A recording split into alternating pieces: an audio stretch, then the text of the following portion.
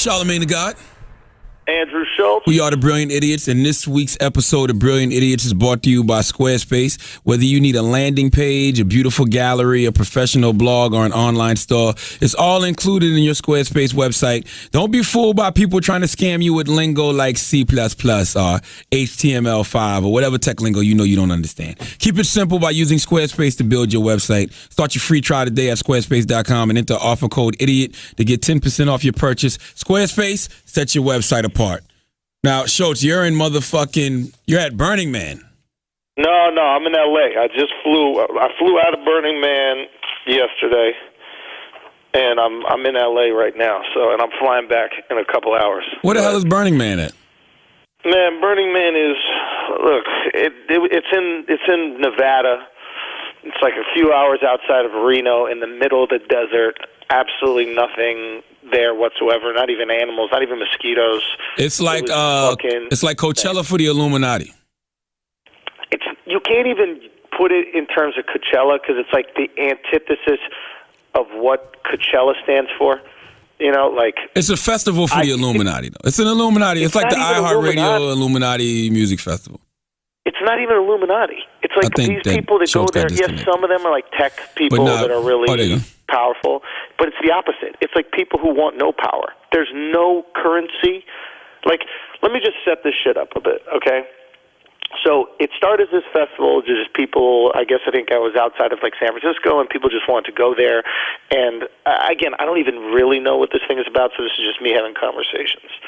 But they wanted to create this space where it was radical inclusion and also radical self-reliance, right? So, like, everybody's included, everybody's a part of this. You can't pay for anything, right? Like, literally, people just make food, and they beg you to come eat the food they make. It's where rich people go to act broke. Every multi-billionaire I know goes to Burning Man. The first time I ever heard about Burning Man was my man Bob Pittman, who runs iHeartMedia. He's out there right now.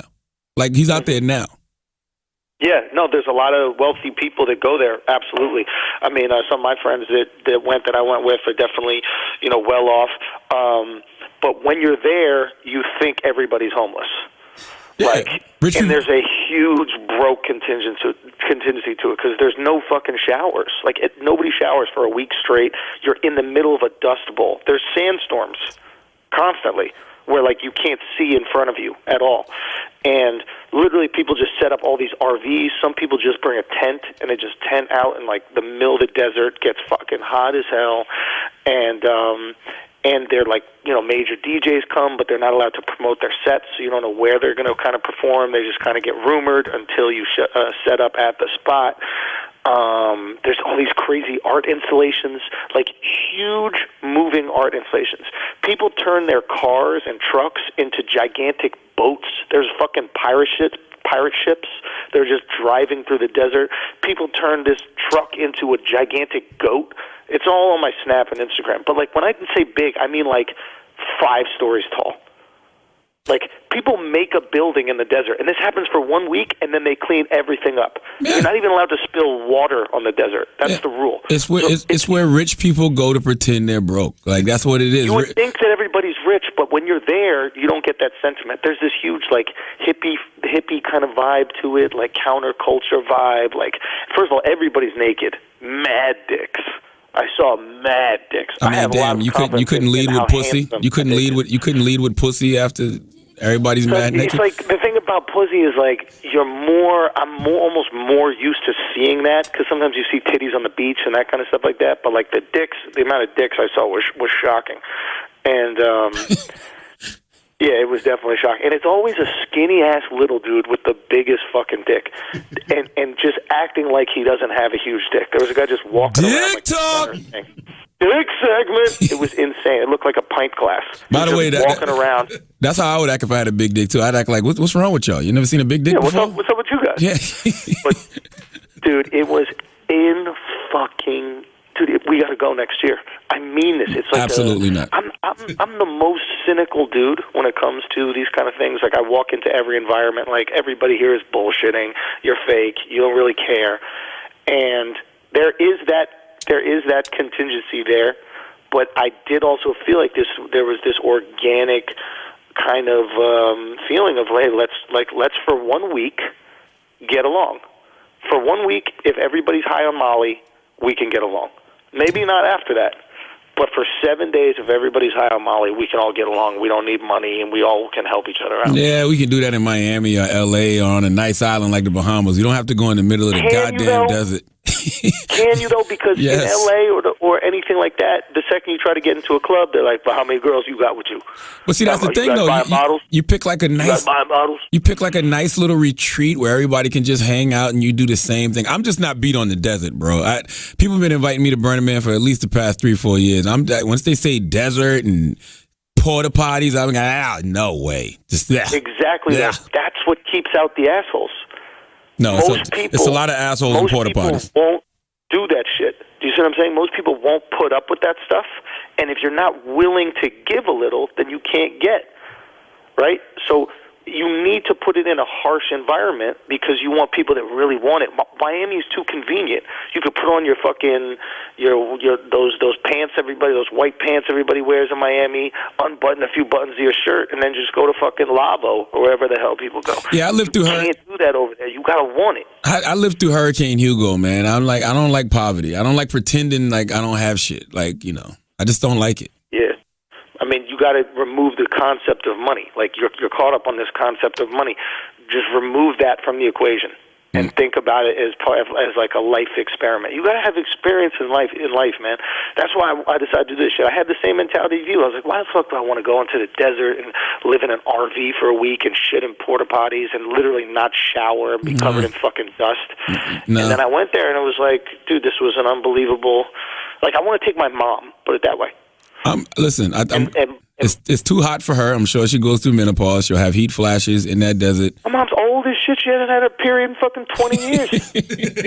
Talking about hot flashes. Her pussy is ready for the desert. I like a spirit. Don't get me wrong. I love a nice spiritual retreat. I love a spiritual retreat where you don't use your phones and nothing and you just get in touch with nature and all that. But the desert, nah, I'm cool on that. I'm cool on the desert. See, the beautiful thing about this is, instead of getting in touch with nature and like unplugging from humanity, you plug into humanity. And there's really no distraction from nature. I think it'd be dope if they made y'all not use your phones. I think it'd be dope if they made y'all not use your phones. Like, to be honest with you, I don't like seeing Burning Man on Snapchat. This is the that was the initial feeling that I got from some people, right?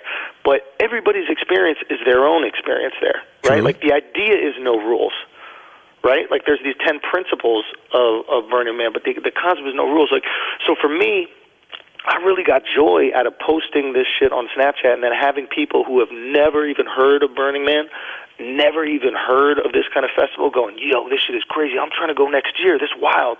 So for me, as like a content creator, exposing something new and beautiful for people is something I get off on. Did you watch the Burning Man at the end? Part of my experience. Say what? Did you watch them burn the man at the end? Nah, I left. It doesn't stop until Sunday. Oh, okay. And now is when it gets even crazier. But like, yeah, they set a big man on fire, like one of those statue things you're talking about. Yeah, they build up this. There's a guy that you see in the center circle, and they essentially, she's made out of wood, and he's just there the whole time. I mean, dude, they're building pyramids currently, like legit sized pyramids. What y'all don't know? They had a gigantic fucking grizzly bear. I'm talking about like a 10, 12-foot grizzly bear made entirely by pennies.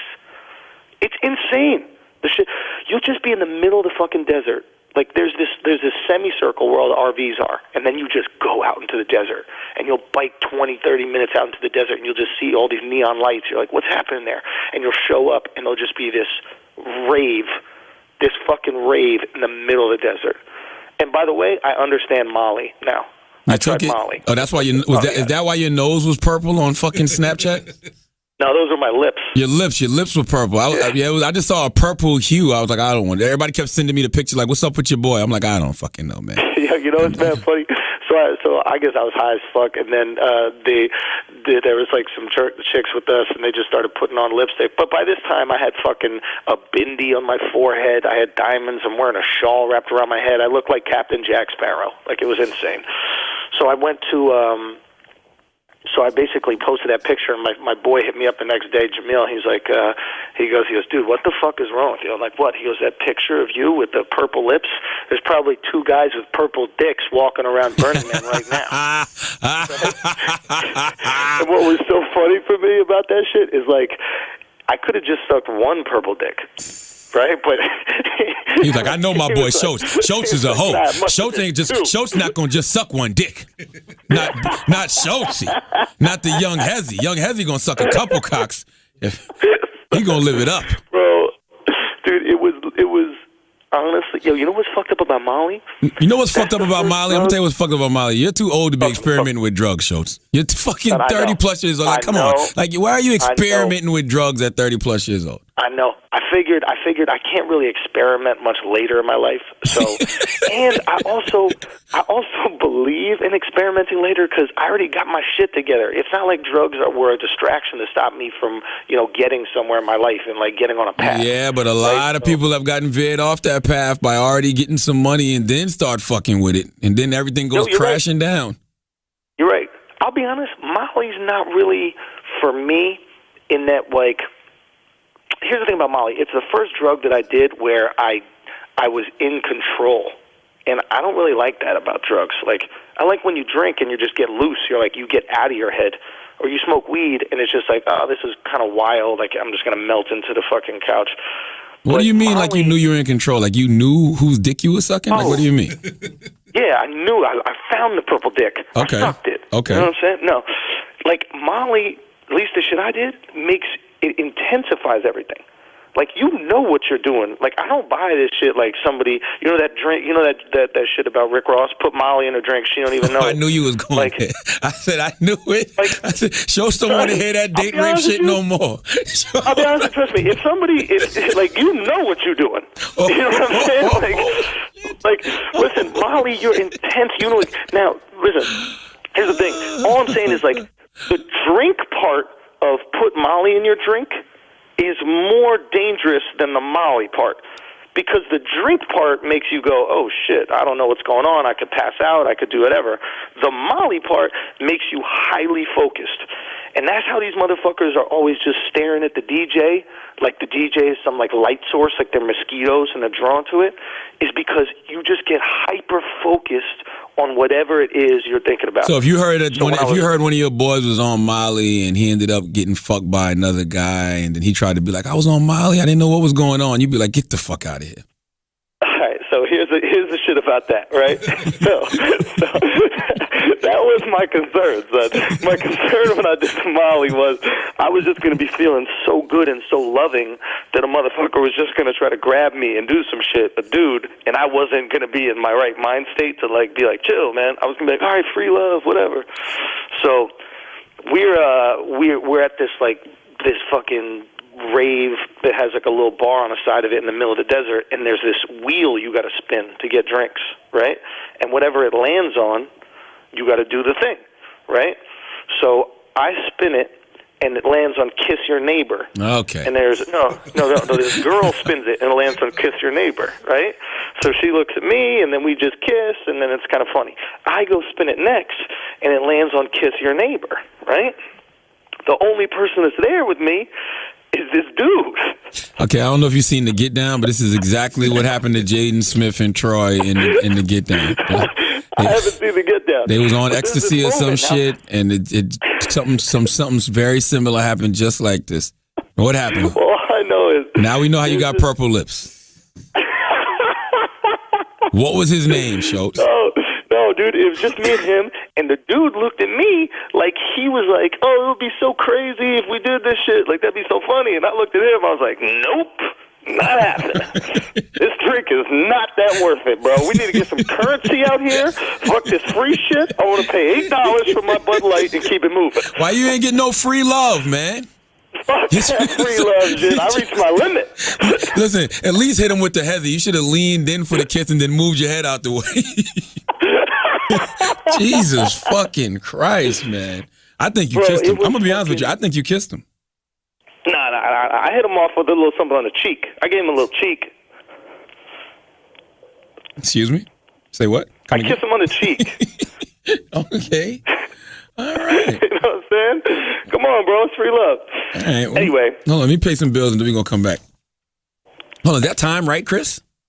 What? That time. We've been talking for 24 minutes? Nah. Oh, it's not right? It started early. So what time did we start? Oh. Salute to Paige in here. Paige is in here. Paige is so distraught from last week, bro. Because because Greg caught Paige with a camera angle. Because everybody kept leaving comments on Paige's Instagram like, you fat bitch, you obese bitch, yeah, you porky pig face bitch. Like, just what they say to you, Paige? Come here, Paige, get on that mic. They was killing Paige last week. What they say, Paige? What else did they say? What else they say, Paige? Andrew, I am going to kill Greg when I see him. Why? Because I look obese legitimately in that camera angle, the way I'm sitting, and it's awful. And all of a sudden, I didn't even watch it, and I was getting all of these comments on my Instagram and in my DMs. It was like, Charlamagne should demand you be hot. What are you doing out here with like a Popeye's chin? Like all this crazy stuff. Listen, I thought she was exaggerating because and then I showed him. I'm like, nah, that's just how they are. Then when I looked at the video, I go, whoa. It was so bad. Why would he do that to me? Get your posture right. He can't do nothing that's not there. That's true. That's true. Stop having porky pig posture, Paige. Yeah, stop rolling your body into fat and shit and just stand up straight. You'll be good. You don't have to have a double Real chin. talk, you shouldn't even be sitting right now. Yo, and then the funny part, you know what's so funny? She wore all black today because I guess she thought Greg was going to be in here with the cameras. I wear all black every day, first of all. I just came from the gym, actually. And I told my trainer, and he was like... You did come from the gym. I did come from the gym. She got on black leggings and a black T-shirt with all Nas's albums on it. Thinking that's gonna make her look slim. She got 10 album titles on her shirt. Because album titles are gonna make me look skinnier. No. All right. I'm mad at Greg. That's it. All right, let's pay these All right, bills. I'm gonna talk to Greg about this video. I'll be honest. I got a lot of tweets saying that people were very impressed with what you had to say. Yeah, had to say. Not what I looked like. Those are the people that follow girls on Twitter because they actually care what women have to say. The guys that only follow girls on Instagram because they just care what they look like, they wasn't trying to hear shit that was coming out of Paige's mouth. That's a good ass point. If a guy goes, "What's your Instagram?" He don't give a fuck about what comes out of your mouth. Only what goes in it. Listen, I guarantee you, do a survey for yourself. 95% of all beautiful women have more Instagram followers than Twitter followers. Don't nobody give a fuck what a pretty girl got to say. Okay? That is absolutely true. Like that you have to be Muhammad Ali with the quotes, Maya Angelou as a pretty girl for me to follow you on Twitter and be like, yo, you follow fucking Tory Bricks on Twitter? She be saying some shit. The only reason I'm following you on Twitter is if you don't have Instagram. Well, that's it. Just the hope that you post a pic every now and then. Why would I follow you on Twitter for? All right, now today's episode of Brilliant Idiots is brought to you in part by Loot Crate. Are you looking for gear, collectibles, houseware, and more from your favorite pop culture franchises? Look no further because Loot Crate has you covered, okay? Loot Crate offers a range of geek and gamer items for less than $20 a month. Want to bring your loot to the next level? Get an even bigger box with even bigger loot with Loot Crate DX. If you're more the type to wear your geeky heart on your sleeve than the monthly wearables and accessories Lootwear is offering is what you're looking for. Okay, get ready for September's high octane theme, which is speed. All right, now I'm looking through this month's Loot Crate. They got a bunch of goodies. They have Sterling Archer T-shirts. Who the fuck is Sterling Archer? He looks like every white man USA.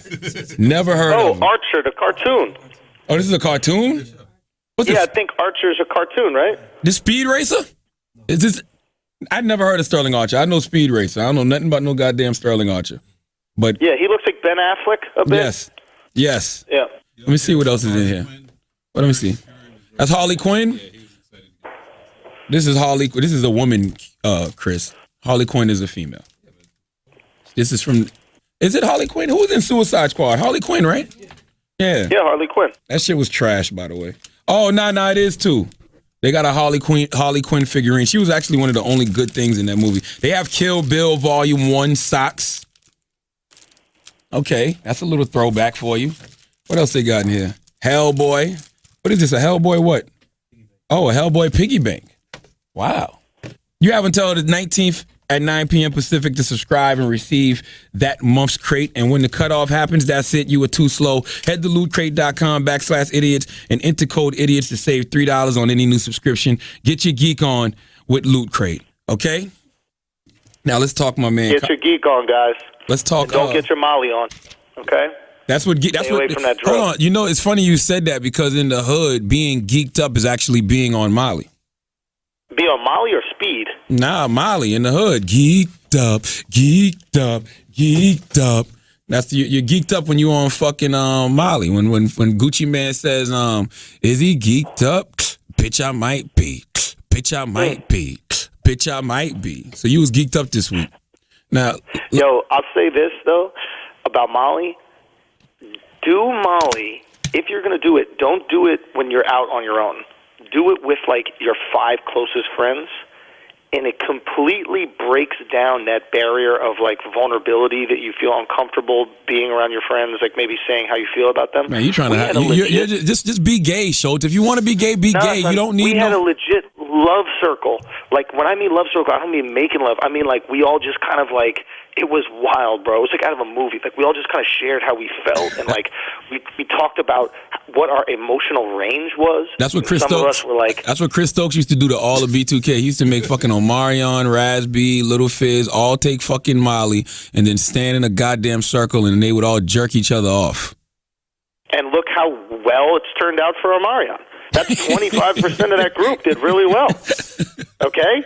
That's a great career that they have. Now, I heard they're getting back together. I mean, once you fucking take Molly and stand in a circle and jerk each other off, you really have no reason to break up. I mean, it should be till death do us part after some shit like that. Exactly. I mean, isn't that better than how people get into some gangs? Listen, I'd rather jerk off on my boy than shoot him. The best time to take Molly is honestly when you're at a protest. When you're at a protest or a sit-in. Do not do that. Yes, because you know why? Because it's peaceful. Do not do that. If you, let me tell you why you what's don't more want to do that, peaceful okay? than? Let's say you're at a protest for the American flag, and then all of a sudden the Molly kicks in. You're going to start going, you know what? Those stars are actually kind of beautiful, and the way the red and the blue were there. You know, this flag ain't that bad. Actually. But you said no. You said I love this flag. You said Molly focuses you. So if it focuses you and your mind state is to not stand up for the flag, you're gonna really focus on sitting your ass down. You're gonna be like, I don't give a. What it does is, it gives you more joy and it opens up the love, right? And I know this sounds so fucking hippy dippy, and I'm not like this at all. But you literally are sitting there with your peoples, and you're going, you know what? Wow, like you got a lot of great qualities, and I just want to let you know that I appreciate those qualities about you. And you already appreciate these things in real life. You just feel this overwhelming sense of love. So you just go, I really want to share that. And the person that you say it to is like welcoming because they're also peeking off that shit. It is a wild drug, but I would recommend doing it amongst friends. Don't just go to the club alone doing that shit. That shit is weird. It's funny you said that about hippies. You know, most hippies would have been considered anti-American in this day and age because they were against shit like the Vietnam War and government and things like that. They would have been considered anti-American for just being loving human beings who did not want to see people being killed. Yeah, and that's why they were crucified by the government. Which is quite bullshit. But we was talking about Colin Kaepernick. I personally don't have any problems with what Colin Kaepernick did. I think that he has the right to protest. He's an American, and you know I got on Tommy Loren this week because Tommy, man. Wait, you went back on her show? I didn't even go back. She wanted me to come on yesterday, but I'm gonna be honest with you, I didn't even want to go on. I just gave her a donkey of the day this week, and the reason I gave her a donkey of the day is because that's the thing about a protest. Everybody's not going to agree with a protest. That's why it's called a protest. Protest, if you agree with what he did, then you're going to stand by him. If you don't agree with what he did, you're going to be upset about it, right?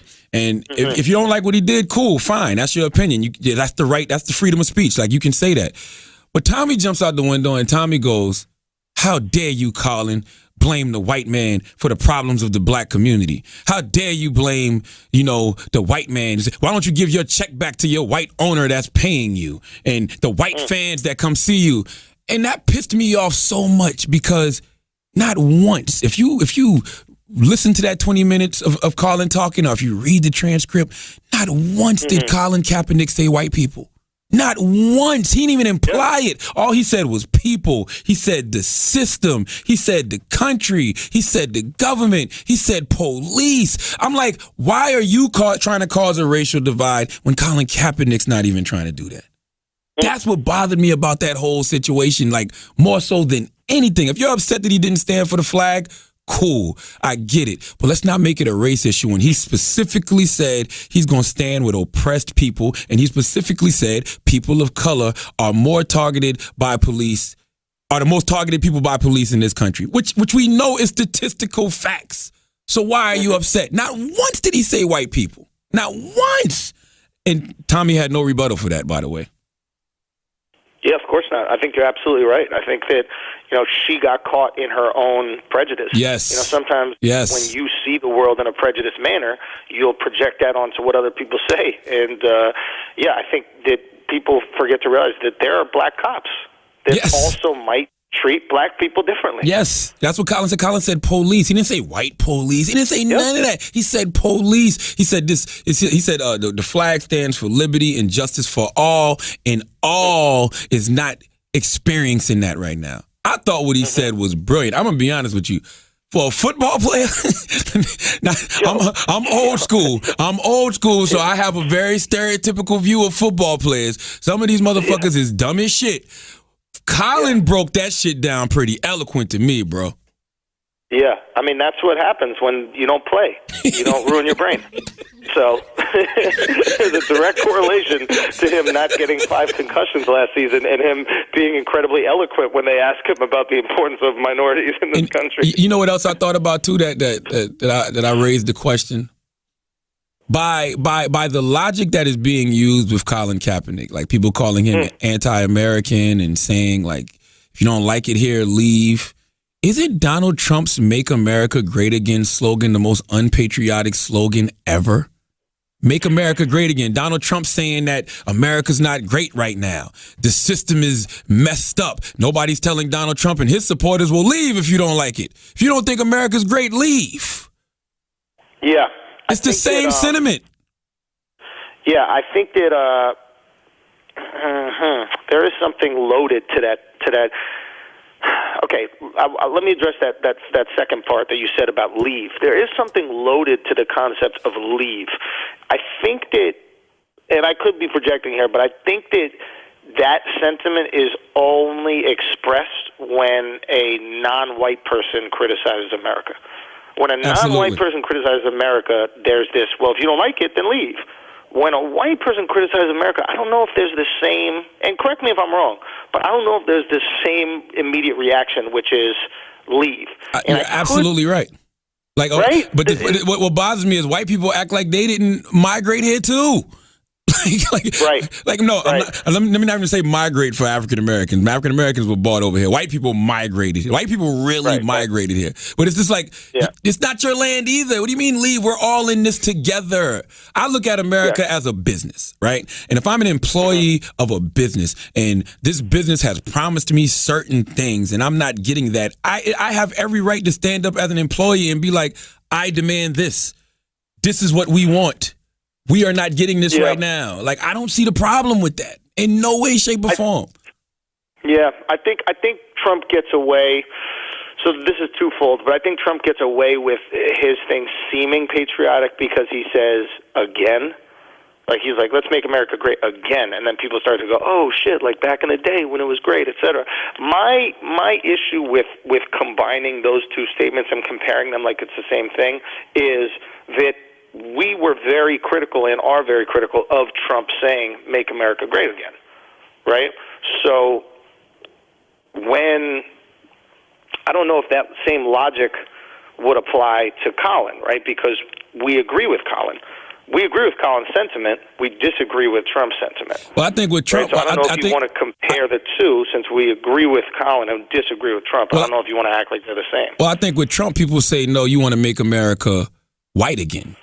You know what I'm saying? Right. I think that's what we disagree with. I think just as Americans, we're sitting here like, well, you know, what do you mean make America great again? Yeah, we got some things that we need to fix, but America's a great country overall. Yeah. Like what do you mean?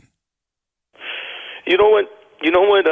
what bothered me about this is that all these kind of like Trump supporters are anti, what Colin Kaepernick said. And a lot of people are anti Colin Kaepernick said, but specifically the Trump supporters, right?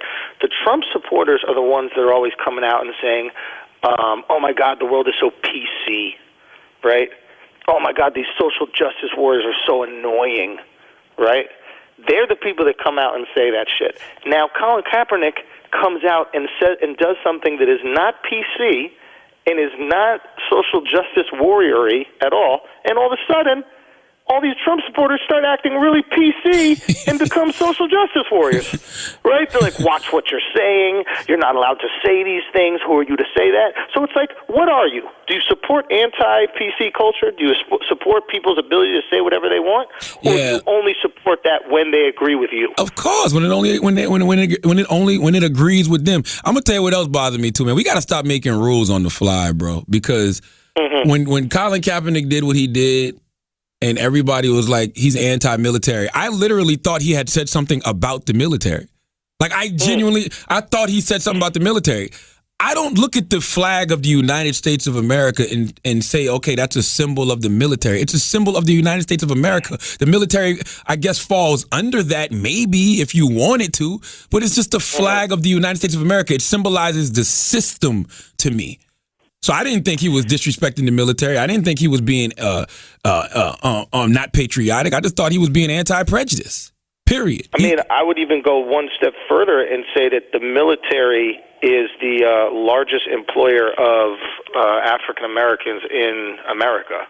So those people have to be black outside. I don't think you think the military got the NBA beat?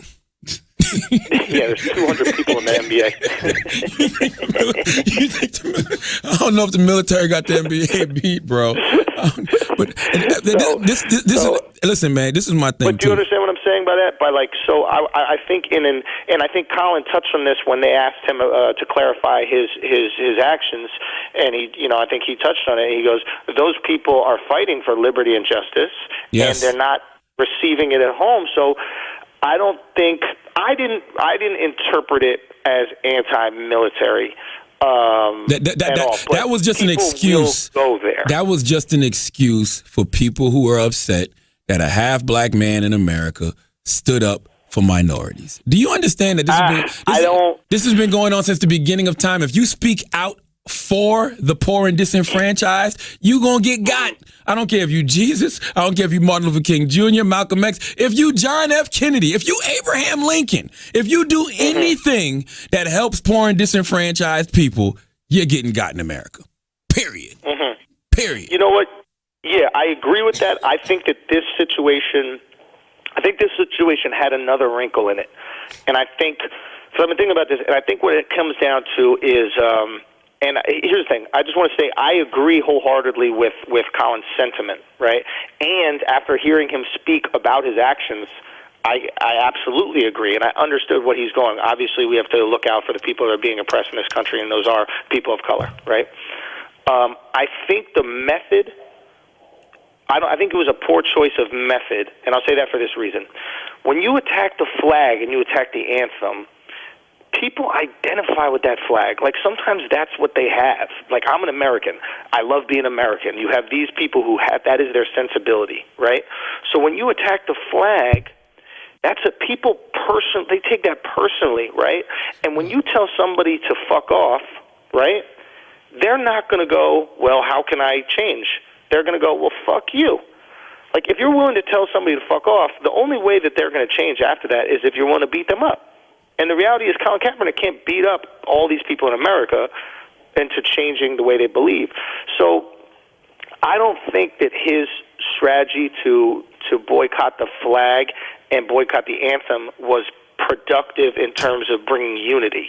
Yes, it brought light to an issue that I think we already know. I don't think there's no people that didn't realize that before this.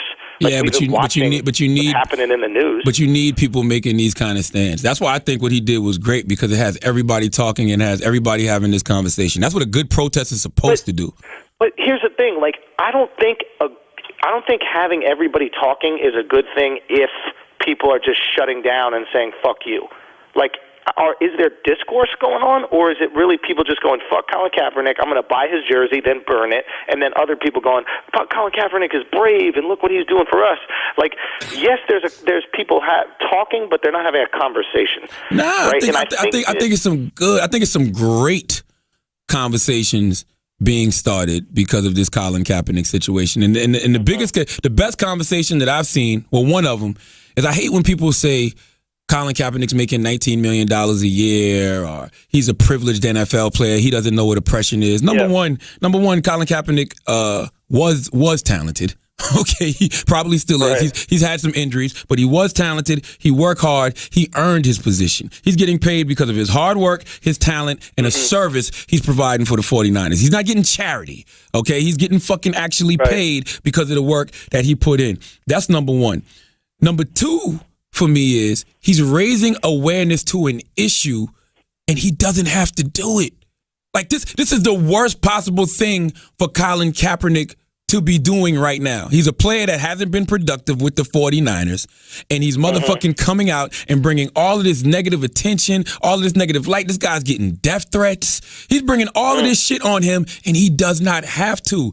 I don't like the fucking logic that just because you're rich, just because you're in a privileged position, you can't stand up for oppressed people. We're human beings at the end of the day. You're in Burning Man, right? What'd you say Burning Man is about? Unity. It's not about money. It's about everybody coming together because y'all love each other. You're learning to be humans again and embracing humanity as a whole. That's all Colin Kaepernick is doing. Colin Kaepernick is saying, fuck what y'all talking about. Fuck the privileged position I'm in. It's other people out there that are fucked up. We need to stand up for them.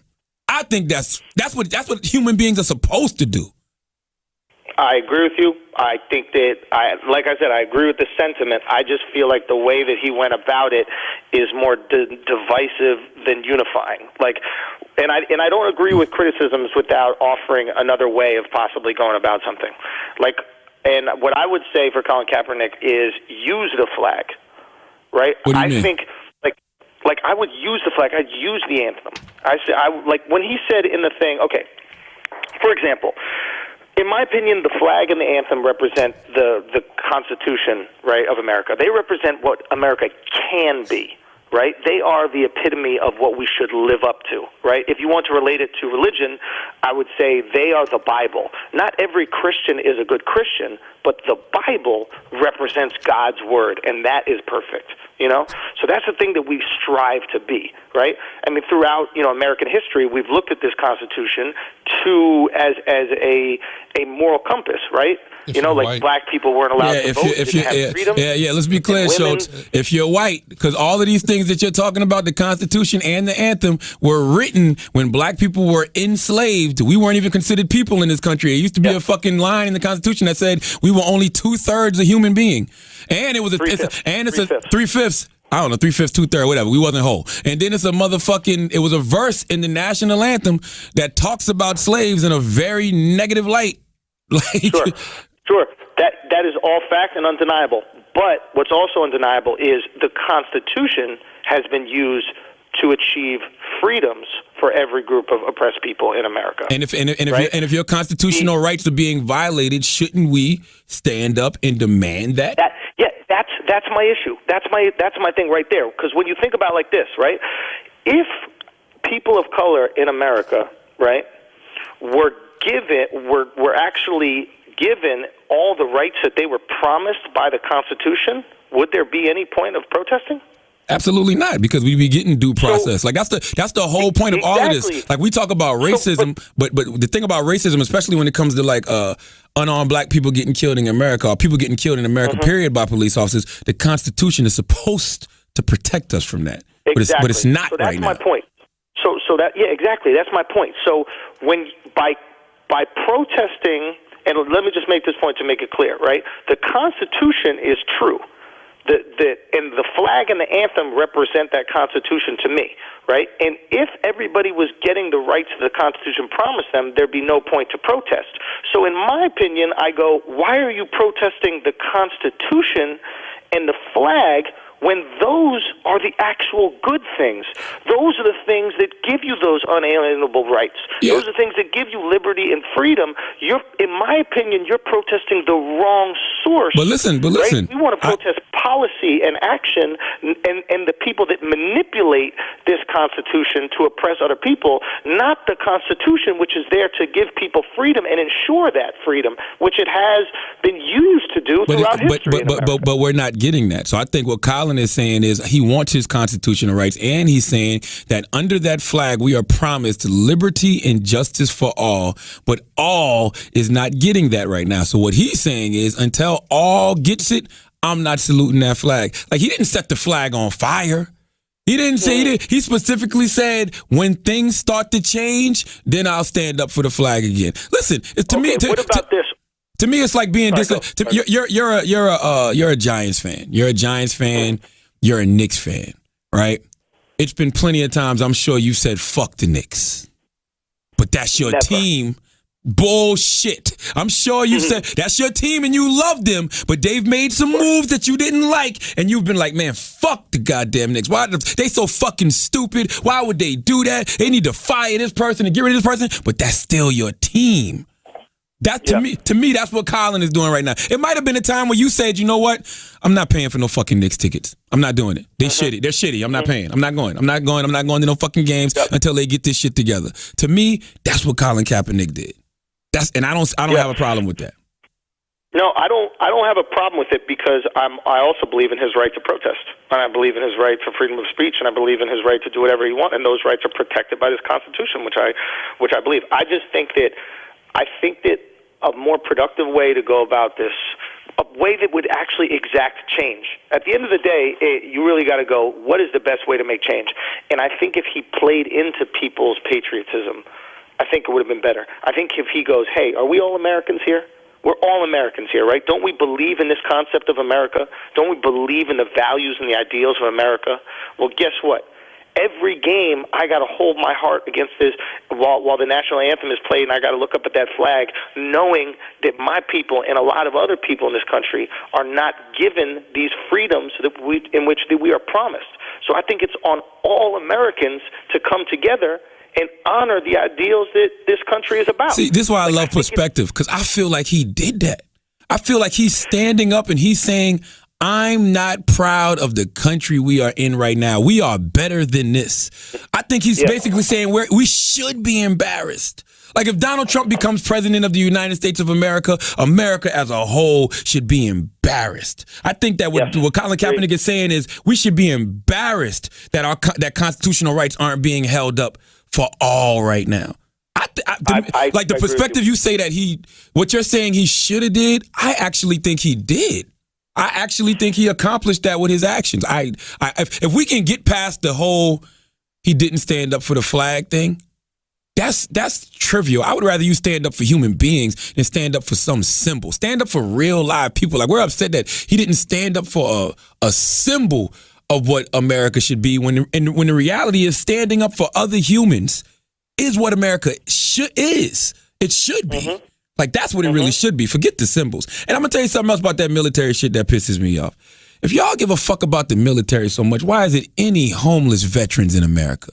Why am I driving my car down the West Side Highway and veterans are running up to me asking for change? Why is it veterans out here that fought in Vietnam with no legs if everybody cares about the military so much? There should not be one homeless military vet ever. If you fought for America, you shouldn't have to pay taxes. You should get free room and board for the rest of your life. Y'all motherfuckers claim to love the military so much. Y'all don't love the military. Y'all don't love the people that fought for this country. Get the fuck out of here with that bullshit. That shit is bullshit to me. Maybe I miss it. I watch CNN. I watch MSNBC a lot. I don't never see no fucking specials about why it's homeless veterans. I don't be seeing no documentaries done about, homeless veterans here in America that fought in Vietnam or fought in the Iraq War. I don't never see that shit. Like, you got these brothers that the guy that shot in Dallas and the guy that shot in Baton Rouge. They were military vets. How we know they weren't suffering from post-traumatic stress disorder based off what they seen? We don't know.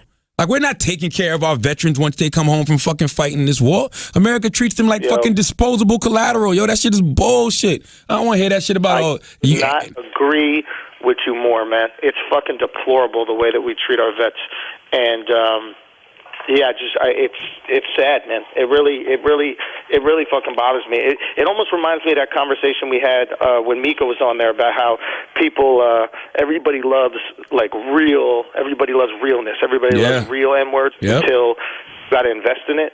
And it's like, everybody loves the military, and they say how proud they are about the military and all this other shit until they come home when they got one fucking leg and nothing, and they're not getting any health benefits and all this other stuff. So it's very easy to say you support something until you have to support it. Ooh. You know?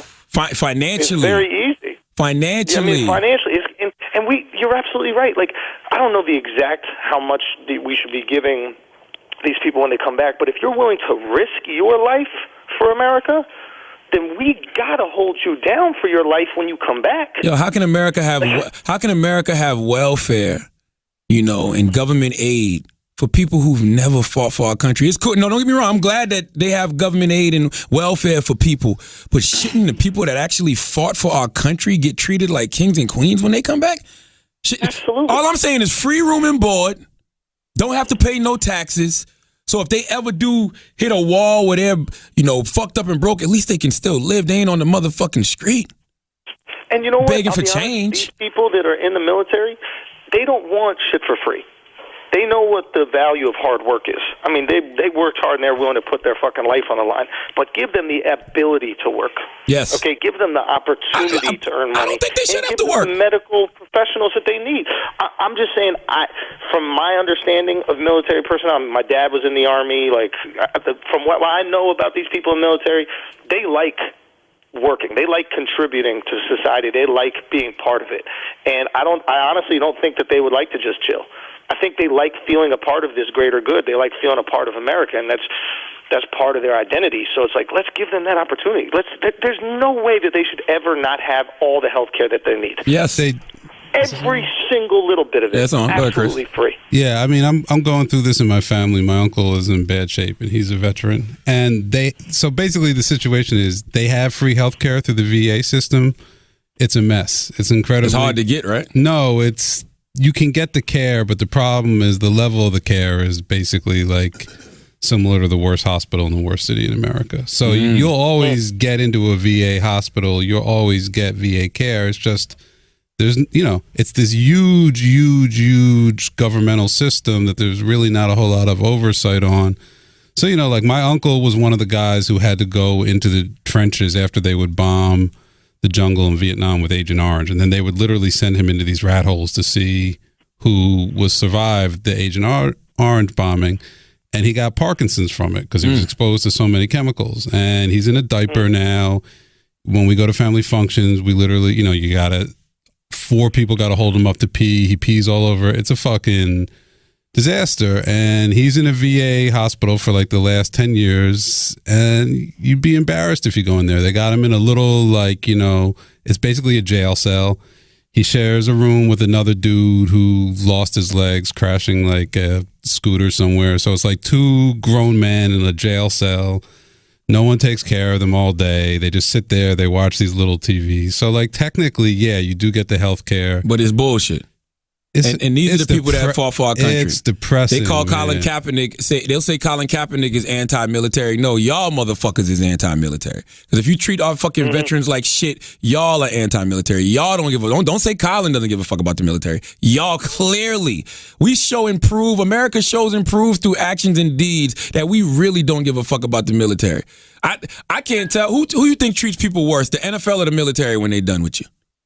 No. Oof, wow. That shit is close, seriously, man. Who treats you worse when you're done? If you let's say you only have a 4-year career in the NFL, so you're not eligible for benefits and none of that shit.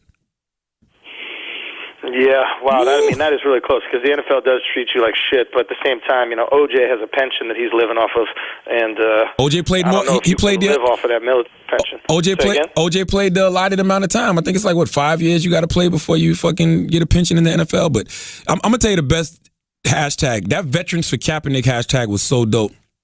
And the reason it was so dope was because you had a bunch of military vets, and we don't think about this, but imagine if you're black, you're white, both of y'all went to fight in Vietnam together. Y'all watching each other back.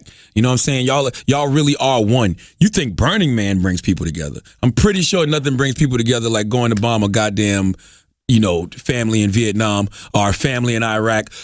Like that brings people fucking close together. So you had all of these veterans, for Kaepernick saying, I didn't fight for this country in order for everybody not to be getting treated equally. In order for everybody not to be getting treated fairly. So they felt like they're like, yo, if that's the case, then we fought for nothing. I thought that shit was dope. I'm not even gonna lie to you. I thought it was great. I mean, it's beautiful, right? Because those people are willing to separate their personal opinions and American ideals, right? Yes. Like, ideals are more important than anything else. Because ideals are what allows us to have that freedom, right?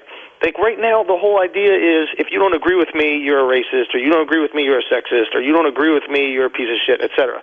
Once you could separate the idea of disagreement with the importance of having an ideal, then you're really thinking on a higher level. And that's, those military people might disagree with Colin Kaepernick in terms of his opinion on America, but they don't disagree with his right to express it. Yeah, how about this?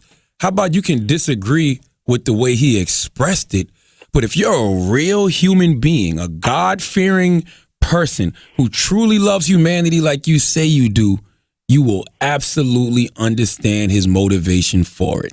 And his motivation should be your motivation, if that's what you're really about. This is why I love when situations like this happen, because we get to see who's really who. If you're really about everybody being together and everybody loving each other and having equality in America and bringing people together in unity, you may not agree with him not standing for the flag, but you understand his motivation for it. And when you understand somebody's motivation for something, you can usually look past the action.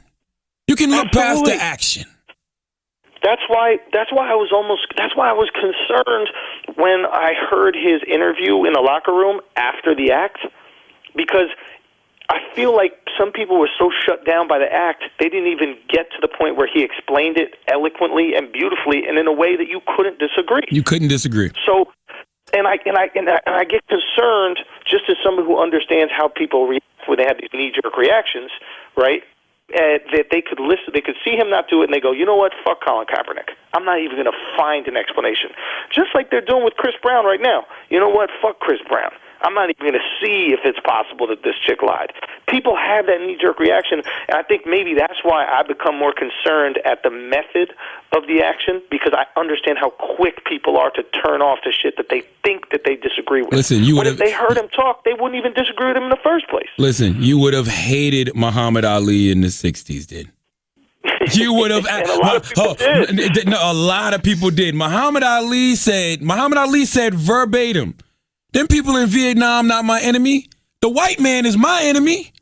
Now, whoa, imagine that in 2016. Imagine that in 2016. They would have went crazy on Muhammad Ali. Absolutely motherfucking insane.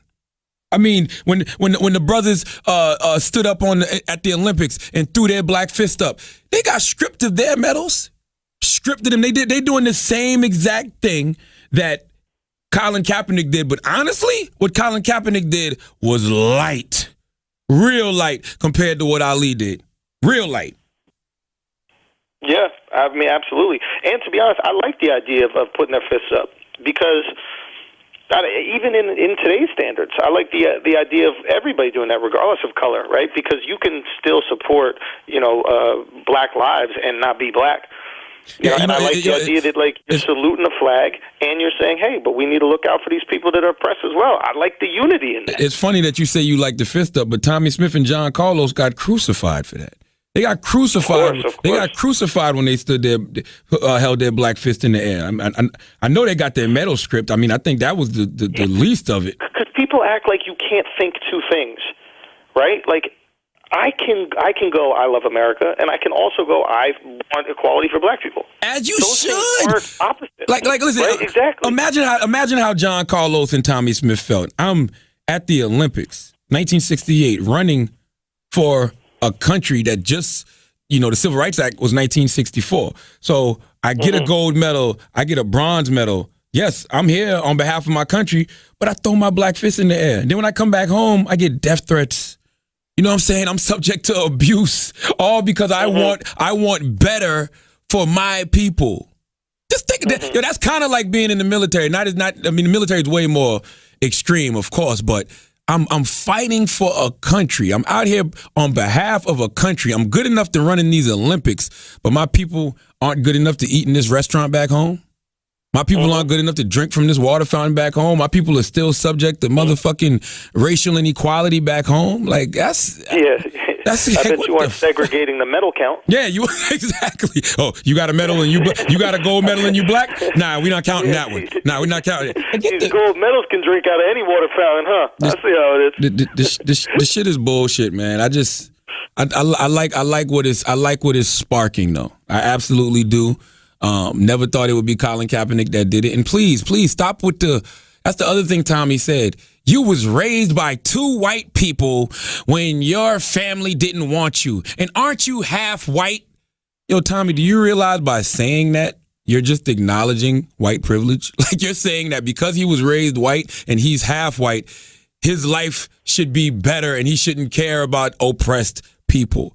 I like when people who aren't from the hood, people who aren't from the ghetto, when people who aren't even black stand up for oppressed people. I love that because that shows me how human you are. When somebody does something they don't have to do, that shows me how human you are. What I always tell y'all, if you want to see somebody's true character, watch how they treat people who can't do shit for them. Period.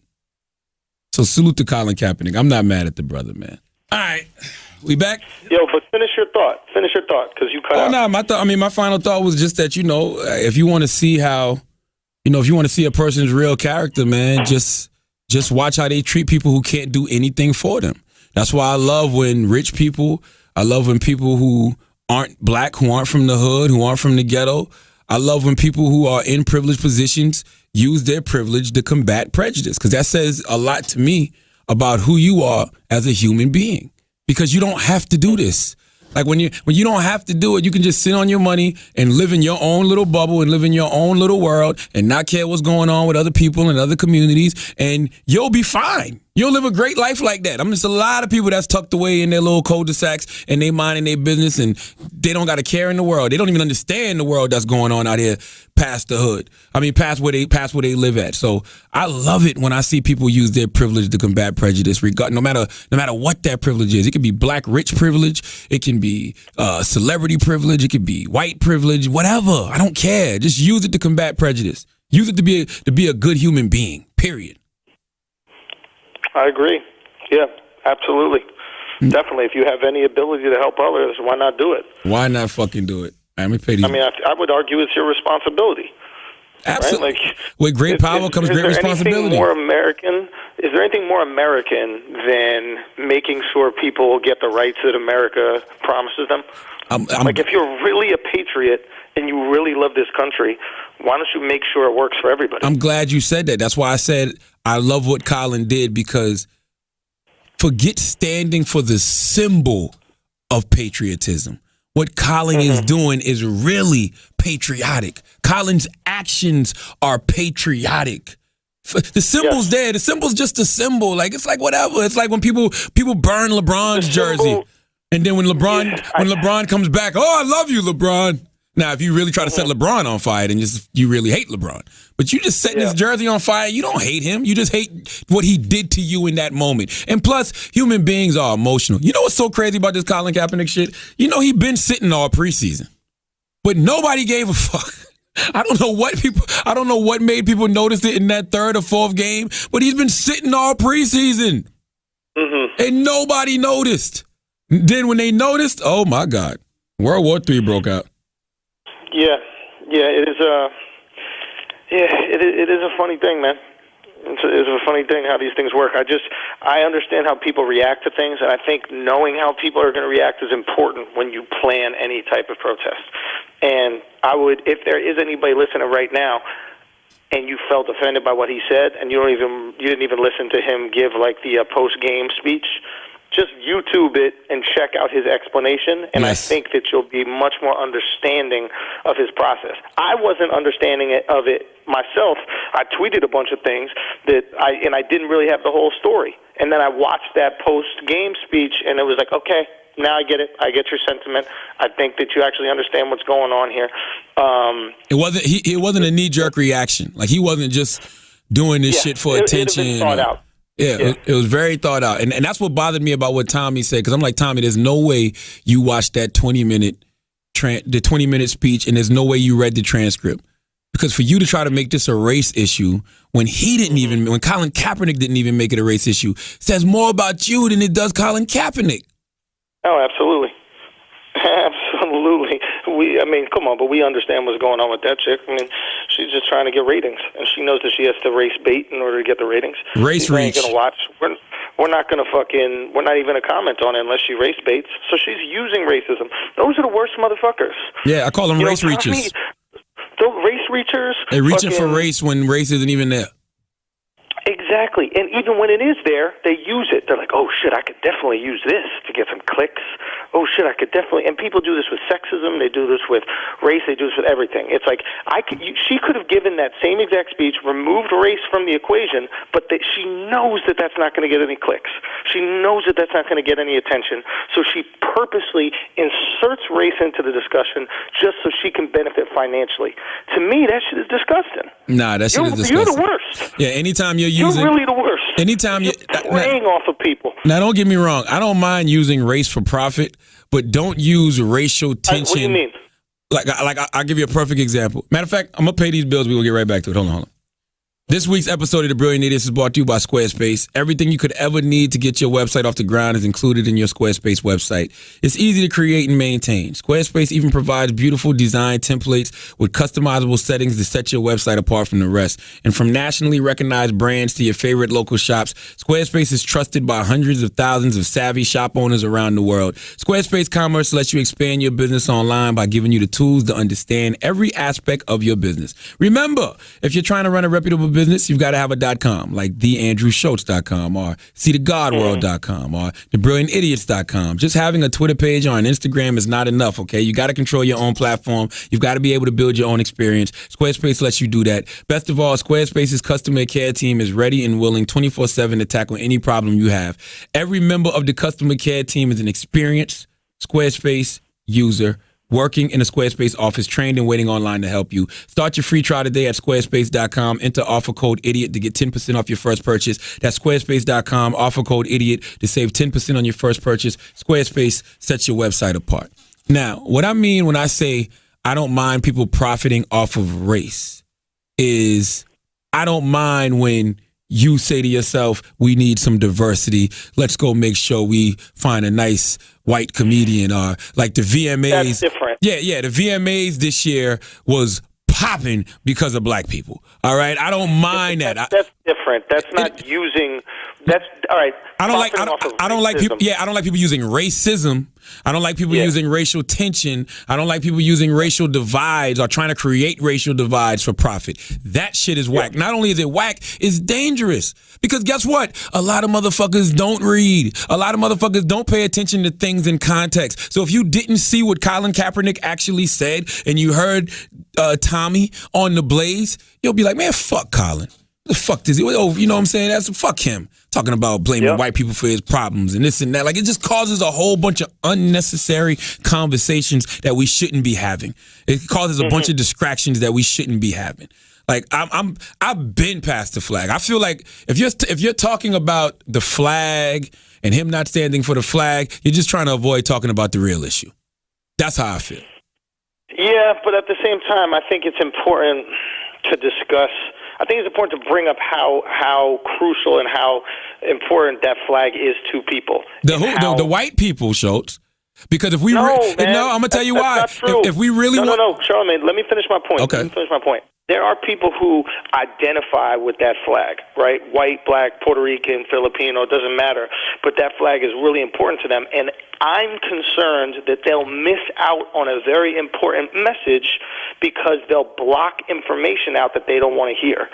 You know, this happens all the time. This is Twitter logic, right? Which is, oh my God, this guy said something that I could disagree with. Well, I'm blocking him. I don't want to hear any more about this shit because I need to keep this myopic view of the world that I'm comfortable with. I think if we look at things, through its historical context, if we look at things through historical context, we should be happy that any body that's not white stands and pledges allegiance to that flag. Because that flag and that Constitution, none of that was created with us in mind. Not even just us, women. Yeah, I was going to say women. Not even just women, too. Yeah, but listen, you have to understand that flag and that Constitution is the reason why women and black people have any rights at all. Nah, that's not true. Without that flag and that Constitution. Nah, that's not true, yes, it is true. No. Because the flag and the Constitution specifically are what is used to provide those rights. Civil Rights Act, civil rights. Liberty and justice for all.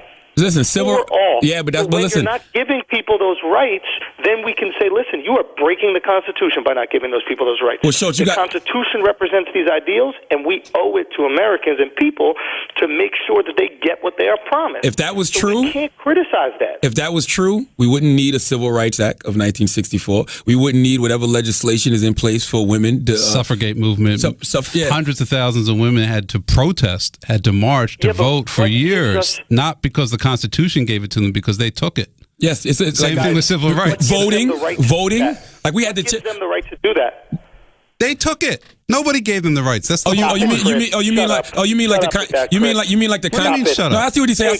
I see what Schultz is saying. Schultz is saying can't take shit. He's saying you understand how America works. You can't take shit. Sure you can. Vote in order for this kind of stuff. You don't take anything. Schultz is saying that the Constitution gives us the right to protest. But if the Constitution gave us all of these things that it said it gives us, we wouldn't have had to protest. We wouldn't have had to create.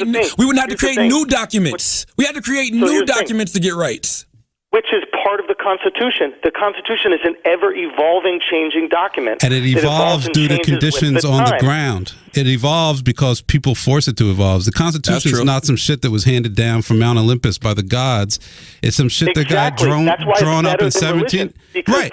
And when people protest, because we know it's something. Yeah. Hold on a second. That's why it's better than religion, because we know it's something that has to change and constantly be amended, which is part of the Constitution. Okay, but you can't deny that the ideals motivates and the rights that people. Let me finish. You can't deny that the ideals and the rights that are in that Constitution and that are promised to people are used to give rights to the people who they are currently not getting them. To me, what I see that as human beings being the pieces of garbage that they are, finding ways to manipulate what is written in that Constitution to oppress people. Well, I think you have to question. The Constitution, it's a manipulation of those ideals. I think you have to question who originally fell under the umbrella of all. You guys do understand that at the beginning of American history, our forefathers were divided on the issue of slavery. Like, if you look into Alexander Hamilton's readings, he was not pro-slavery at all. I'm with you. I'm showing human existence is always balanced. But I'm just saying, for that Constitution, who fell under the umbrella of all originally? White landowners, white male landowners. White males. Landowners. But you must understand that contextually there were people who disagree with that sentiment, and the fact that it was even put in there as all was meant to lead to a point in time where it would be reflective of all. Because if it was not put in there at all, if it was just put in as white males, then there would be no argument for the future. But it was put in as all so that in the future, people could look at that and go, you know what? All is not being reflected here. I just feel like humans are pieces of garbage. We're fucking pieces of garbage, and we're going to do whatever we can to oppress each other, shit on each other, hurt each other whenever we can. Yeah, and that's why fighting back is always good. Whether you fight back through peaceful protest, whether you fight back through a sit-in, whether you fight back through war, whatever that fighting back is good, because that's the only way we're going to absolutely positively get true equality. Period. Agreed. And guess what? And guess what? And we never. And it's not just black people. We'll never have true equality in America all across the board. So it's going to be constant fights, always from various communities, from various people, because it's just going to never truly be equal. It's just not. Why, I don't know. Now, the one thing we could do as human beings, which that we could personally change tomorrow, is just all treat each other equally. Forget any systemic institution, or just as a human being, treating another person the way you would want to be treated. That right there would change a whole lot of things, but that's just not going to happen. Yeah. That's just unrealistic. I mean, I don't even think that we're capable of. I don't even think we're capable of that. You know what I mean? I think that certain people get treated better just because you're excited. You know, somebody meets Charlemagne the God, and all of a sudden they're super excited. So they're going to treat you differently than they're going to treat somebody that's taking their order at McDonald's. So we're not going to treat all people equally, but we could hopefully treat people with dignity. Yeah, you know what I mean? Like, that's the least. You don't have to treat you could do. Like you would treat a beautiful woman. Clearly, you're going to walk up to a beautiful woman, you're going to ask her to buy her a drink. I'm not going to walk up to some guy named Jared at the fucking bar and buy him a drink just to be equal. I mean, dignity. I don't think it's that hard. You'd pop Molly with Jared. Unless the wheel spins that way. Yeah, and if the wheel spins that way, if the wheel spins that way, you'd kiss him. Suck it.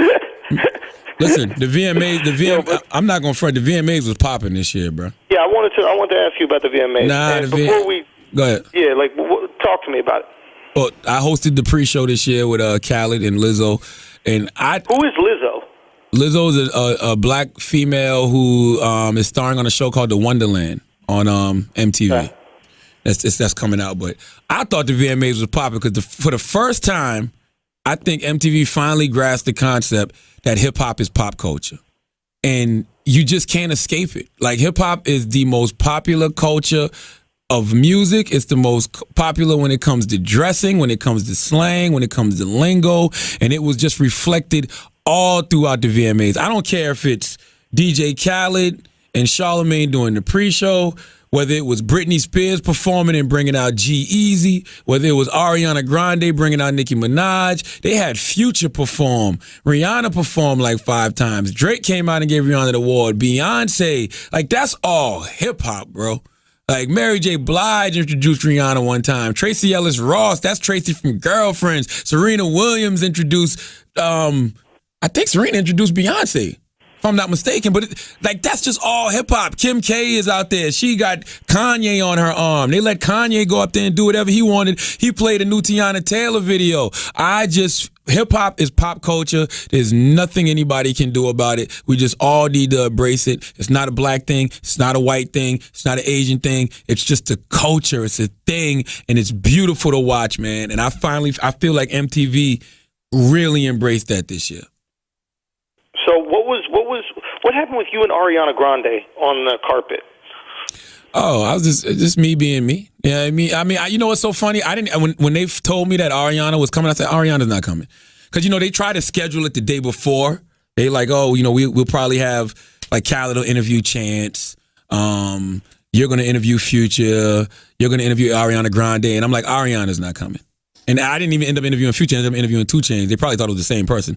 But I just asked Ariana. I told her, I said, look, don't go in that building and lick on any random pastries tonight, because if you've ever been to the VMAs, it's mad random pastries everywhere. You could just be walking down the hall and it's just random pastries. The workers are there, they be grabbing pastries, eating, keeping it moving. So I told her, don't lick no random pastries. And then for whatever reason, that just became a thing. Like, I started trending. Is that a euphemism for sucking dick? No, Ariana Grande actually got caught on camera licking donuts. She was in a... What? You don't remember that from like a year ago? No, but that's the ultimate skinny white girl thing to do. Bro. I'm not going to eat it. I'm just going to lick it. She licked it and didn't buy it. Like, she was just in she was in a random donut place looking at the donuts and licked one. Listen, if that's the case, I haven't been using my white privilege. I've been wanting to do that for a long time. Okay? This is some bullshit. Yeah, that was a big deal. So I just told her, I said, don't go around here licking no random pastries. And that just, for whatever reason... And what did she say? She was like, she hit me with the eye wink and the point, like, I got you. I take notes. So then I hit her with another awkward question. Where the boo at? Saw you this week kissing on Mac Miller. Where, Oh, shit. where Bay at? She's like, at home being supportive. I can come out without him. So, but he was there though. Mac was there though. Mac was at the show. Before So why did she say he was at home? I don't know why celebrities lie. I don't fucking know. That's the celebrity way. Like, it's the dumbest shit in the world. Lie about him being at home and then sit by him in the award show. Like you're not on the pre-show and everybody just saw you say that he was at home, but then they flashed to you in the crowd during the Beyonce performance and it's you and Mac Miller sitting by each other. Like, come the fuck on. This is why you can't believe shit celebrities say. They're Absolutely so not. used to lying, they'll just lie to your face. Bro, you can't believe shit nobody says no more. That's why I like what you said about the Chris Brown shit with the white woman. First of all, white women have had a terrible week, by the way. Let's be clear. I mean, it started with the Britney Spears VMA performance, and then it was fucking. Wait, what happened? Did it suck? All I know is I was getting tweets saying, "Why are you on stage with Britney?" Yeah, this is G-Eazy. Britney's terrible, man. Like, listen, man. White people got to stop trying to make this Britney Spears thing happen. Like, it's over. Like, you got to know when to hold them. You got to know when to fold them, bro. Like, we don't keep trying to push Ashanti out there on y'all. All right? Like, we don't. Like, it's a lot. Like, when one thing about black people, when we're done with our celebrities, we're done with them. Y'all done. We're done. We're done. We don't keep trying to push them out there on y'all. Y'all keep doing this to Britney, and I don't understand why. Like, she's done, bro. Like, she counts when she dances. Like, it's not even fluid. It's literally like you can see her 1, 2. It was this one time when she went under G-Eazy's legs, and it looked like an old lady trying to crawl through a space to get out because, it was a fire, so she's trying to be under the smoke. Like, that's how she looked. And I'm like, yo, this is bad. And Britney Spears. It looked like the life support commercial. It looked like the fucking life support commercial, bro. Like, yo, I understand Britney had a mental breakdown and she came back from that. That can be it. Like, you don't got to keep putting her out on stage, and she does a song every year with whoever the new white rap sensation is. Last year it was Iggy Azalea. This year it's G-Eazy. Next year it'll probably be Machine Gun Kelly if he pops off. Like, what the fuck, yo? Like, it's done. Britney's done, bro. It's over. Please stop. Man, but if she knows her fan base. 16-year-old girls, man. There's no way in hell Britney still has 16-year-old fans. I refuse to believe you that. Think? Absolutely not. All Britney's fans are fucking late 30s, early 40s at this point. There's no way. You got to think the 16-year-olds like Ariana Grande now. The 16-year-olds like Rihanna. The 16-year-olds like fucking Beyonce. They like motherfucking Selena Gomez. Katy Perry. Britney Spears. All right, fair enough. Okay, next question. And this is only what I'm seeing on Twitter and stuff like that. What did you say to Kanye when you were sitting next to him? Oh, no, I wasn't even sitting next to him. You know what happened? Kanye, he came to, I was like a few rows back. So he came to holler at me. And it was just interesting because it was timing, because I was sitting by Nessa. And Nessa went to go speak to him.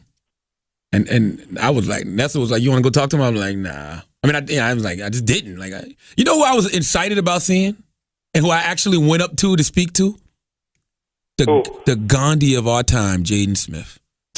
I like Jaden Smith, man. I think Jaden Smith is so fucking interesting, bro.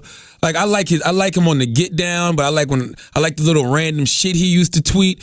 But if it's one person in this world who is not in a box in any way, shape, or form, is Jaden motherfucking Smith. And he's not trying too hard. It's not like he's, it don't seem like he's reaching for attention. Like, I just look at his energy. That's who he is. He's got a brightness about him that I respect. And I hope my kids have that same brightness. But me and Kanye was just chopping it up. Like, he was just telling me he was happy to see me there. Because, like, the VMAs embraced hip-hop for the pop culture phenomenon that it is now. And that's kind of what we were discussing. And then we started talking about Tiana Taylor. And he brought up the fact that when he did the Breakfast Club last year, I asked him why he don't support Tiana Taylor more. I'm like, why you don't support Tiana Taylor more? She's a superstar. And he was like, he was like, yo, that's my people are hitting me now, like, yo, that you said you was going to do this during the Breakfast Club interview. Now you finally doing it. Because he said, when I asked him that, he was like, I need to start doing more videos with her. I need to start standing by her more, doing more remixes with her. He said that.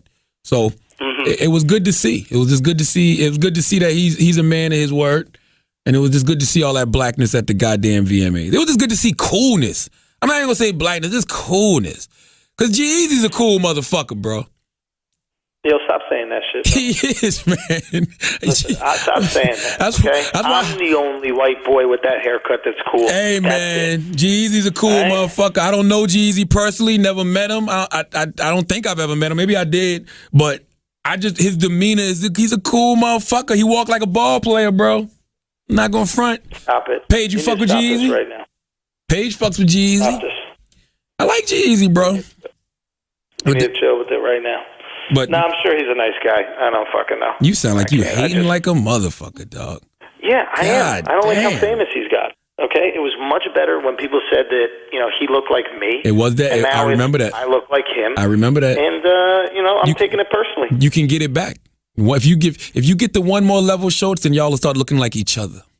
All right. Yeah, listen, I don't want this each other. I want him looking like me again. Okay. I remember The guy that. dresses too well. All right, this guy's dressed fucking immaculate every single day. He got to have a stylist or some shit. Who has that much time to pick out clothing?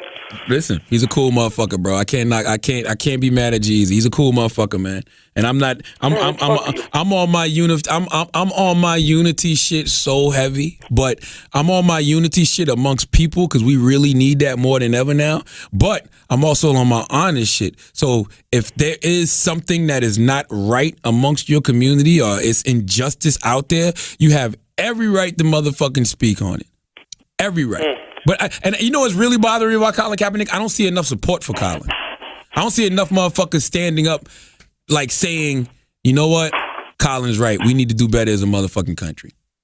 You know what's bothering me about Colin Kaepernick is this is the second football player that Nessa's vagina has ruined. Okay. All right. We're gonna. We have any more ads? We don't have no more ads, right? Okay. We're gonna end this on that. I love Nessa. That is my. Yo, Nessa might have some voodoo pussy. I love Nessa. That is my sister. I love her to death.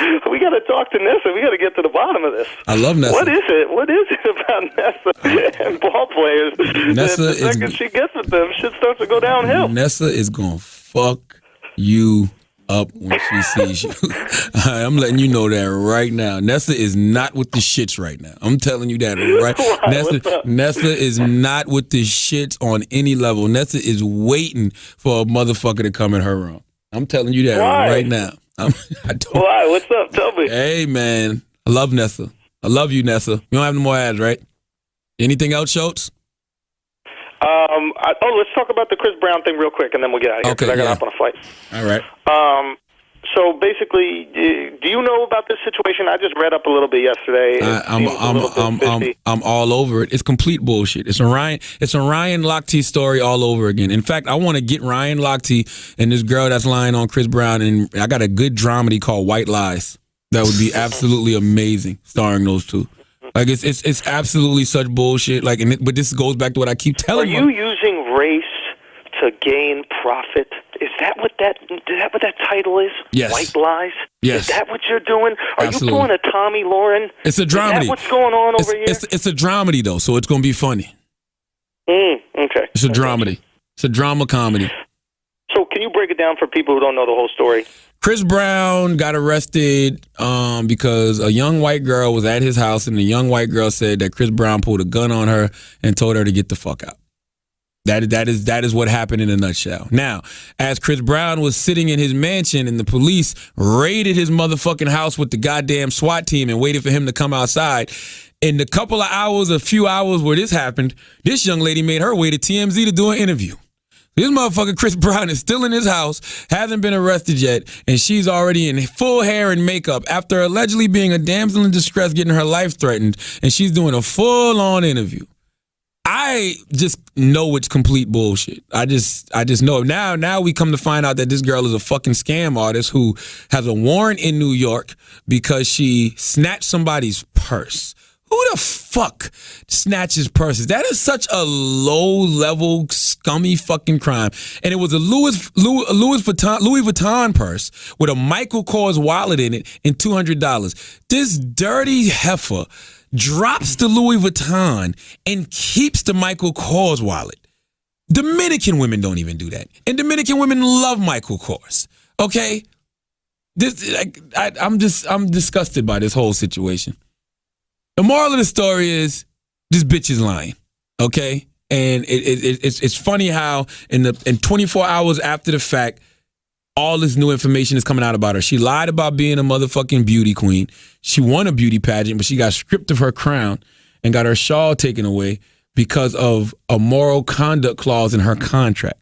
So she's not a woman of good character. So being that she's not a woman of good character, she's not to be trusted. And if you want to bring Chris Brown's violent history into play to try to paint to build the case as to why he probably did pull a gun on this girl, then we have to bring in this girl's lying, thieving, manipulative history into play. But how, I mean, you're saying the police overreacted? Because that's the criticism I've Absolutely. heard. There's no reason Chris Brown should have got arrested an hour or two after she made the claim. Investigate first.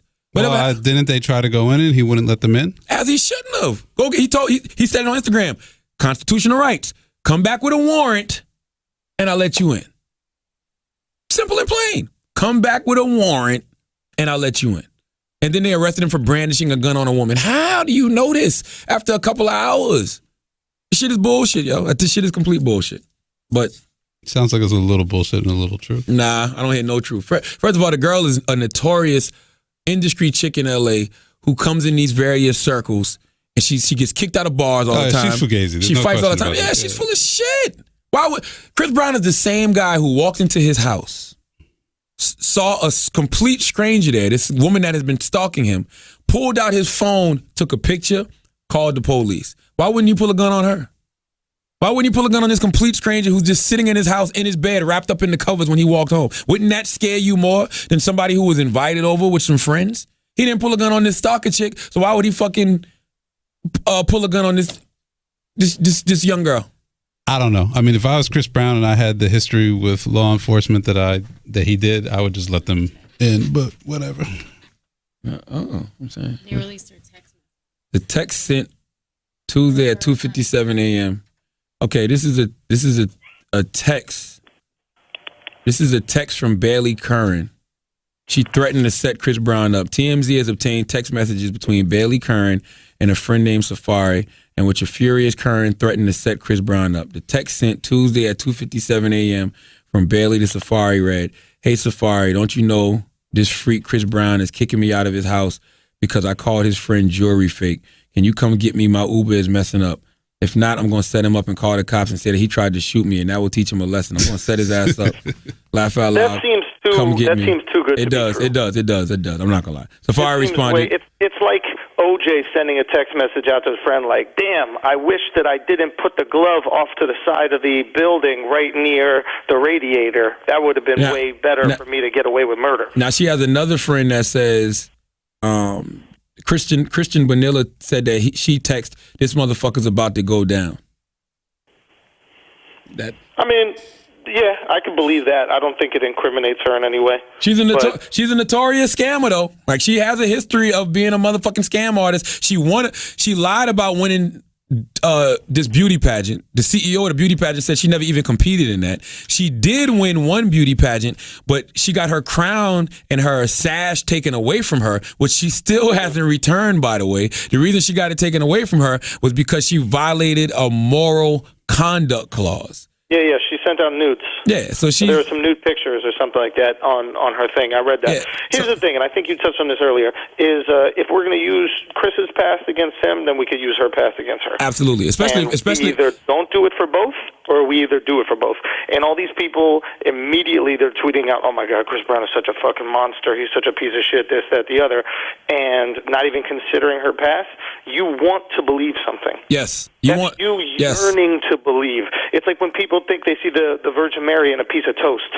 Nobody that doesn't believe in Jesus sees the Virgin Mary in their toast. Now, I'm not going to lie. Every time I see some shit like Jesus and oatmeal, and I go look at it, I do see Jesus in the oatmeal. I'm not going to lie to you. I don't know if but you also see Sasquatch, and you think that there are ghosts in the Moncks Corner of South Carolina. That is a fact. But what you're saying is true, because once you plant that seed in somebody's head, you change their whole perception. That's why I don't like to tell anybody anything. If somebody says to me, "How was that movie?" Go see it for yourself. We talk about it after you watch. Because I don't want to put no preconceived notions in their head unless I really just think something is terrible, like Suicide Squad. I thought that shit absolutely positively sucked. But I'm gonna tell you a good test to do to always remain objective. If it's something you want to partake in as far as content, go on Twitter and watch what people say about it. and then tell yourself, I'm going in here with a blank slate, no preconceived notions. If you watch this thing and you end up liking it, then you're able to be objective. If you end up if you end up not liking it, but you can find a reason why you didn't like it other than what you read on social media, you're truly an objective person. There you go. Just look up both sides. Like, if you're going to go YouTube Colin Kaepernick is a hero, then YouTube Colin Kaepernick is an asshole. And let both sides make the arguments and then come to your conclusion. It's not that hard. It takes 5 more minutes. Or even better, come to your own conclusion and then go look at everybody else's arguments. Don't just look at people who reinforce your narrative. Go look at people that are against your narrative, because that's what I'm saying. Look up both sides. Because I honestly did that with the Colin Kaepernick situation, because I wanted to know why people were so upset. I genuinely, honestly did, because I grew up Jehovah's Witness. As a Jehovah's Witness, we never pledged allegiance to the flag. Do people know that? Do people know Jehovah's Witnesses don't pledge allegiance to the flag? Because they say, in the Jehovah's Witness religion, they say you should only pledge your allegiance to God. Period. I grew up my whole life standing for the flag, but they tell you, do not put your hand across your chest. Do not repeat the Pledge of Allegiance. So I wanted to know, why was everybody so upset? Because nobody ever gets upset at Jehovah's Witnesses. Nobody calls Jehovah's Witnesses unpatriotic.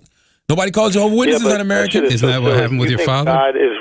You think God's really going to be jealous of the national anthem? I mean, no. But I mean, I guess that goes back to the Bible too. Have some more confidence in God. But I guess that goes back to the Bible, where the Bible says you should not worship anything other than God. Like the Bible, like in the Bible, they tell you know how people used to pray to like golden calves and shit like that. Yeah. Like it's the same. I mean, there was many gods, and but that's all just insecurity, right? That's like human beings going, oh shit, we need to protect our religion in case some new hot shit comes around. It's like when AT&T makes you sign a 2-year contract when you get a new phone. They're like, we're going to give you this phone for free, but you got to lock it in for 3 years. That's the same shit. It's like, why don't you just have confidence you're giving me the best service? Hey man, I don't fucking know. That's a good point, but I grew up Jehovah's Witness. Like I don't know. So I said the flag don't mean as much to me as it does to other people. Like I got a fucking American flag phone case. Why? Because I like the fucking phone case. You know what I'm saying? Like, you know what? You know what I just realized about this Chris Brown shit? You know how technology has exposed that police treat black people differently than they treat everybody else? Yeah. Maybe technology has also exposed that women treat celebrity men differently than everybody else.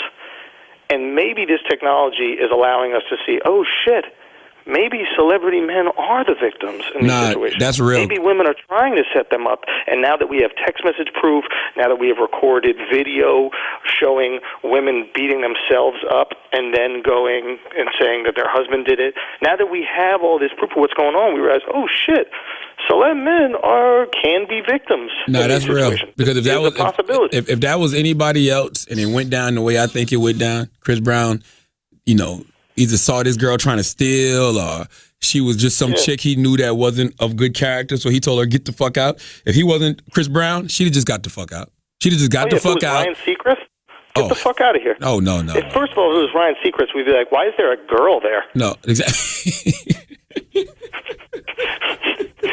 Oh, I know why he kicked her out. Her vagina. I'm telling you right now. If it was Ryan Seacrest, I'm not going nowhere. I need to get this money. I'm gonna punch myself in the eye, and I'm like, motherfucking Ryan just hit me. I'm going to get that bread, shorty. First of all, like, what? If you're lucky enough to ever get into Ryan Seacrest's mansion, I'm sure. All right, his mansion. You let him leave all that nut inside you. You what? Shit. I don't give a. What the fuck are you talking about? What? Ryan Seacrest? Let me tell you something. If I got to spin a wheel and kiss my neighbor and it's Ryan Seacrest, fuck her up. If Ryan Seacrest ever, I'm telling you this, if Ryan Seacrest ever pulls a gun on you, run into the gun. Like, get up and headbutt the gun your goddamn self. Like, run towards the gun, headbutt it, fall out, do what you got to do, because you're going to become rich overnight. All right? Let's be clear about that. Man. All right. As always, if you listen to this motherfucking podcast, you think we're smart, you think we're intelligent, you think we're brilliant, you're absolutely right. If you listen to this motherfucking podcast and you think we're just a couple of idiots who don't know shit, you're right too. It's the Brilliant Idiots Podcast. Thank you for listening.